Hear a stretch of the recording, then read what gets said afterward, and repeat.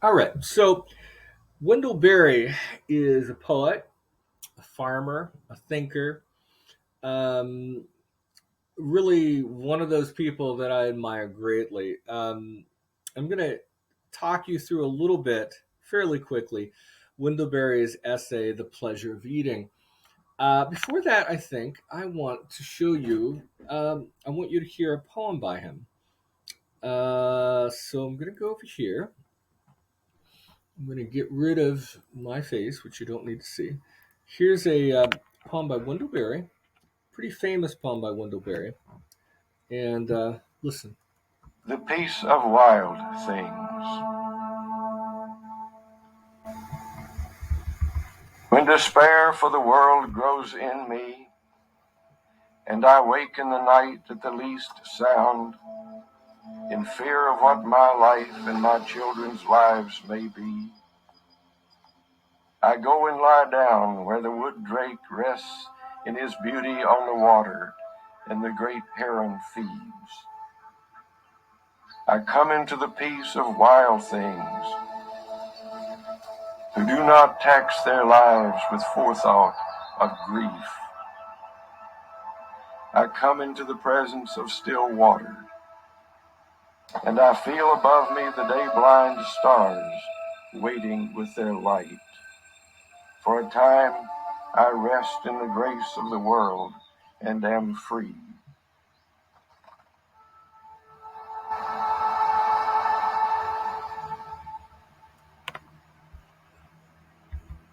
So Wendell Berry, that's one of the most famous poems, and the poem is not terribly complicated. He's writing about feeling anxious as a human being, and what he does, at least in the poem, is he reconnects with nature and animals and birds that do not feel anxious about the future. So, Wendell Berry is, of course, incredibly important to the environmental movement, and and no doubt that's one of the things he has anxiety over or about. So, he's talking about in the poem connecting with nature, and for the most part, in a simple sense, that's what this reading is about. Um, you've read Michael Pollan, and Michael Pollan's essay was very much about nature and humans. And what he eventually realized is that nature and humans are not separate, that in fact, humans are a part of nature and that they're bound up together. And one of the things, I mean, indeed, if there's one thing I'd love for you to take away from a class like this, is that we humans are bound up in nature, and what we do in the world comes back and affects us. I've already said this more than once in the class. What we do in the world comes back and affects us. Now, we don't think of ourselves this way. If you're Buddhist, if you are maybe Native American, you have a much more profound understanding of how people live in the world.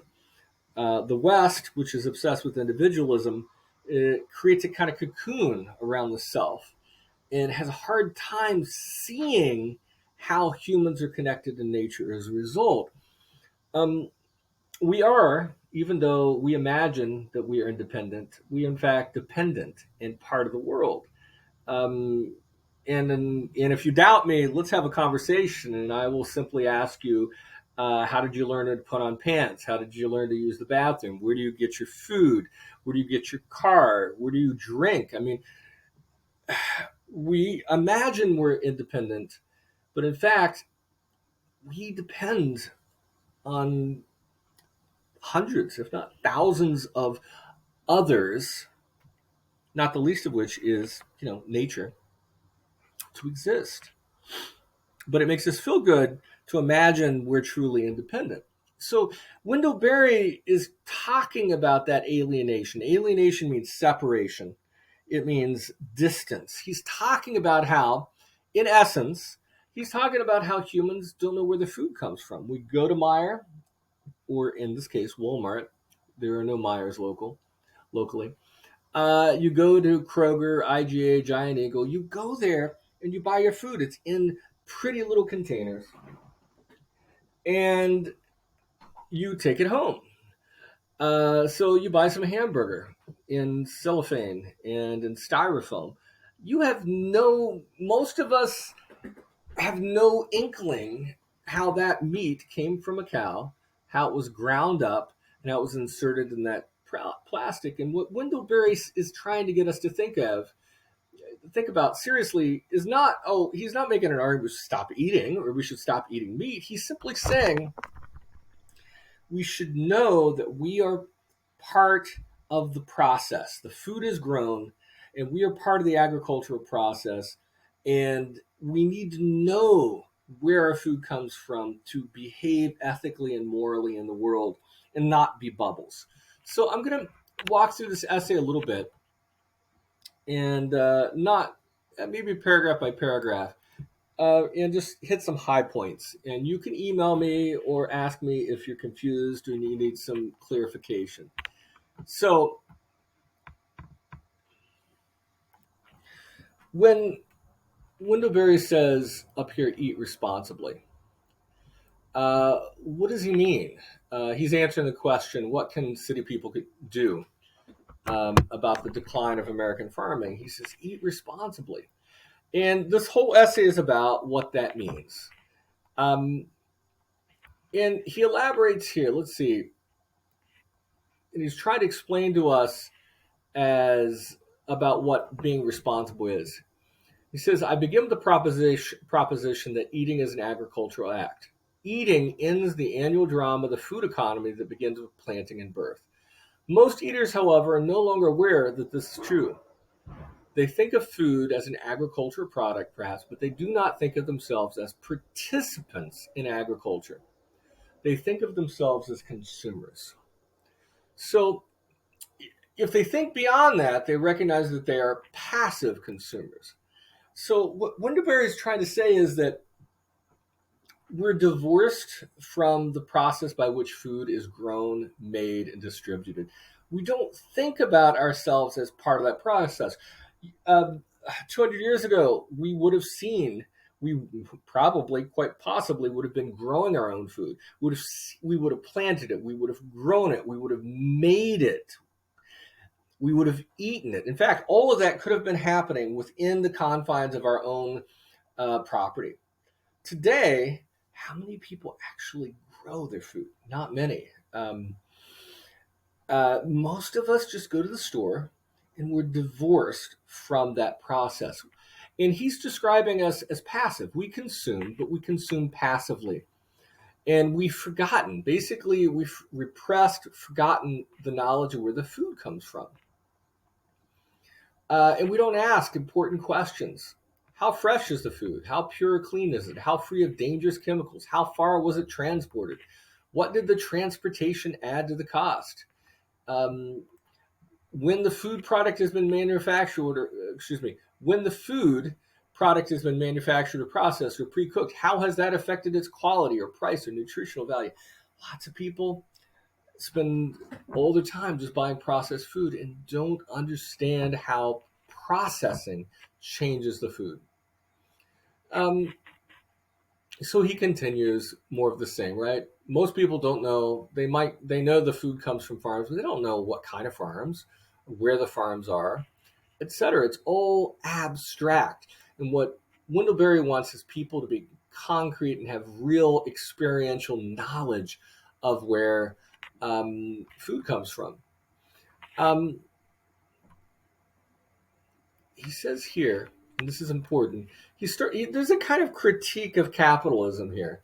He says the food industrialists, in other words, the people, the huge companies that make food and sell it to us, have by now persuaded millions of consumers to prefer that food that is already prepared. They will grow, deliver, and cook your food for you, and just like your mother begged you to eat it. That they do not yet offer to insert it pre-chewed in our mouth is only because they have found no profitable way to do so.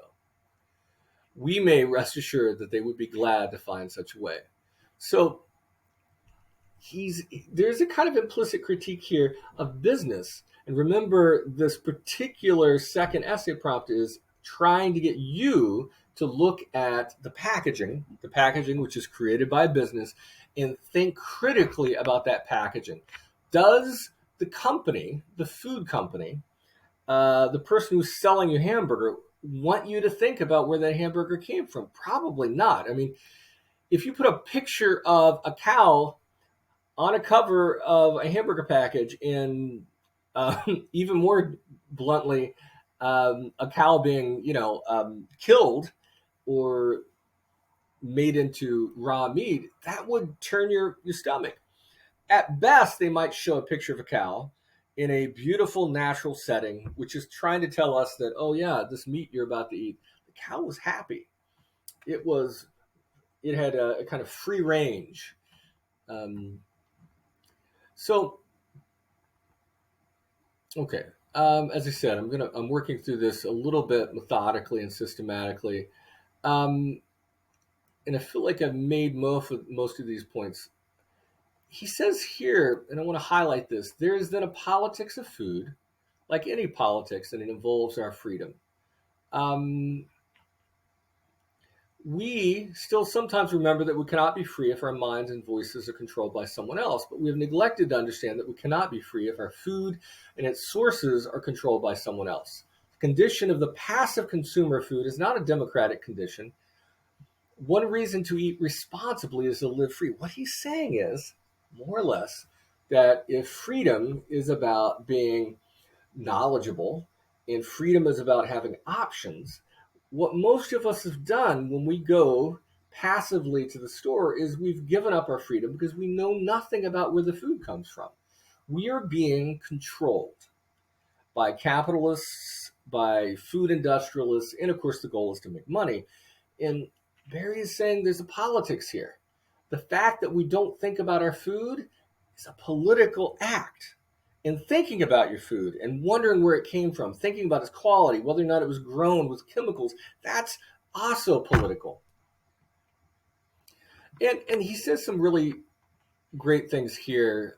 In my family, we really, for years, always try to eat at the table together as a community. And he's talking here about food aesthetics. In other words, what's happening more and more is that we don't sit together. We don't have a beautiful spread on the table. We don't take joy in cooking and eating together as an artistic practice. Instead, we hurry through our meals. We hurry through our, maybe we eat the meals in front of television. That's pretty common. And he's suggesting that that also, on some level, is a product of the food industry. Fast food, fast food, fast food. Well, if all you do is eat fast food, you're never going to have a real conversation over food. You're going to feed your face and you're going to move on. Okay, so he does, and this is very relevant to your essay prompt. He talks about the virgin purity in the advertisements, in which food wears as much makeup as the actors. He's talking about how the food we see in the advertisements is not really food; it's wearing makeup, right? If one gains one's whole knowledge of food from these advertisements, one would not know that the various edibles were ever living creatures, or that they came from the soil, or that they were produced by work. The food we eat is prettified, sanitized, beyond resemblance. Now, I strongly recommend in your essays using Wendell Berry, this is a good paragraph because you're actually writing about advertising. Okay, so what is it that, at the end of the day, what is it that the food industry cares about? They care far less about quality, far less about quality than they care about quantity. If they can produce something and get you to buy it, massive amounts of quantity, there's a lot of money in that.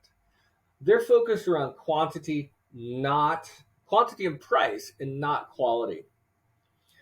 Um, Here's this little bit here, which is kind of disturbing.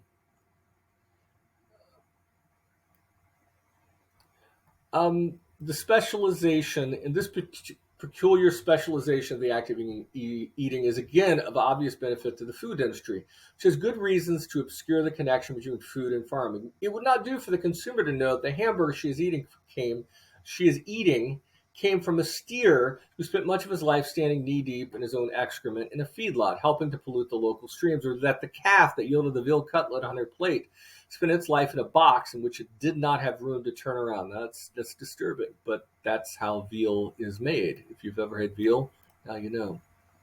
So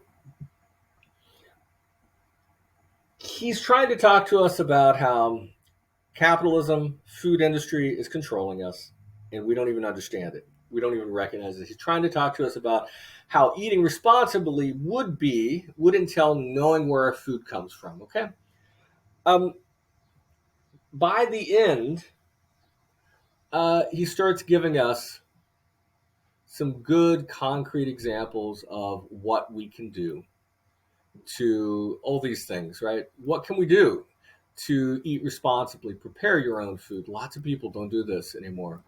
They just go and buy fast food. I think people have forgotten how to cook. Learn the origins of the food you buy. Deal directly with a local farmer. Go to a farmer's market. I love farmer's markets. Um, Grow something. Um, my wife and I this year have been growing tomatoes, and they've been relatively successful. We have a few herbs. Cilantro is not doing well whatsoever, and I planted a huge amount of that. And basil, very easy to grow basil. And next year we're going to do a lot more. So let's. These are the big questions I've been trying to get you to think about. And this is your quiz, by the way. Um, I want you to send me the answers to these questions by Saturday, and I want you to send them to me via email. And let's see, Saturday at midnight at the latest. So pause right now, and so you can read these questions and answer them. Um, and I think that more or less does it. I mean, these are the key questions we were talking about.